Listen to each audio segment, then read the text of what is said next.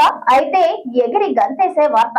ప్రభుత్వం రేషన్ కార్డులు కలిగి ఉన్న వారందరికీ తాజా బడ్జెట్ లో శుభవార్త అందించింది. తెలంగాణ ప్రభుత్వం శుక్రవారం రాష్ట్ర అసెంబ్లీలో 2026-27 ఆర్థిక సంవత్సరానికి సంబంధించిన వార్షిక బడ్జెట్ ను ప్రవేశపెట్టింది.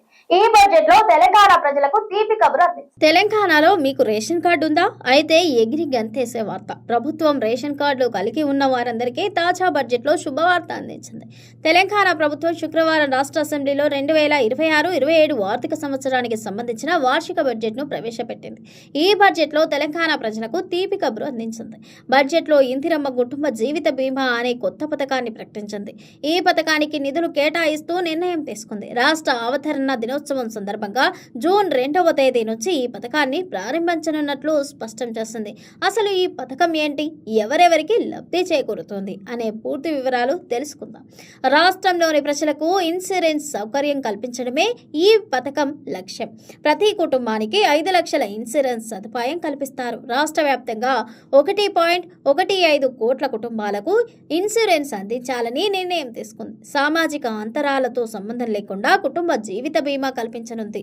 తెలంగాణ వ్యక్తి అయి ఉండాలి, తెలంగాణలో రేషన్ కార్డు కలిగి ఉండాలి. రేషన్ కార్డు కలిగి ఉన్న ప్రతి ఒక్కరికి ఈ పథకం వర్తిస్తోంది. రేషన్ కార్డు ఉన్న కుటుంబాలకు జీవిత బీమా సౌకర్యం కల్పిస్తారు. తెలంగాణ సీఎం రేవంత్ రెడ్డి మీడియా సమావేశంలో ఈ ప్రకటన చేశారు. తెలంగాణలో పుట్టడం, జీవించడం ఒక వరంగా భావించేలా తమ ప్రభుత్వం పనిచేస్తోందని తెలిపారు. సామాన్యుల జీవితానికి భద్రత కల్పించాలనే ఉద్దేశంతో ఈ పథకం తెచ్చినట్లు స్పష్టం చేశారు. కుటుంబంలో సంపాదించే వ్యక్తి మరణిస్తే కుటుంబానికి 5 లక్షల సాయం అందుతోంది. నేరుగా నామినీ బ్యాంక్ అకౌంట్లో ఇవి జమ అవుతాయి. కుటుంబ పెద్ద చనిపోతే ఆ కుటుంబం మొత్తం ఆర్థిక కష్టాలను ఎదుర్కోవాల్సి ఉంటుంది. కుటుంబం మొత్తం రోడ్డున పడే పరిస్థితి వస్తోంది. దీంతో కుటుంబాలకు ఆర్థిక భరోసా కల్పించేందుకు ప్రభుత్వం ఈ పథకం తెచ్చింది. ప్రజలు ఎలాంటి ప్రీమియం చెల్లించాల్సిన అవసరం లేదు. ప్రభుత్వమే మొత్తం ప్రీమియాన్ని చెల్లిస్తోంది.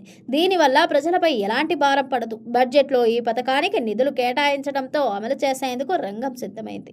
ప్రైవేట్ ఇన్సూరెన్స్ కంపెనీలో జీవిత బీమా పాలసీ తీసుకోవాలంటే ప్రీమియం చెల్లించాలి. కానీ ప్రభుత్వమే ఉచితంగా ఈ సౌకర్యం కల్పించడం మంచి విషయంగా చెప్పొచ్చు.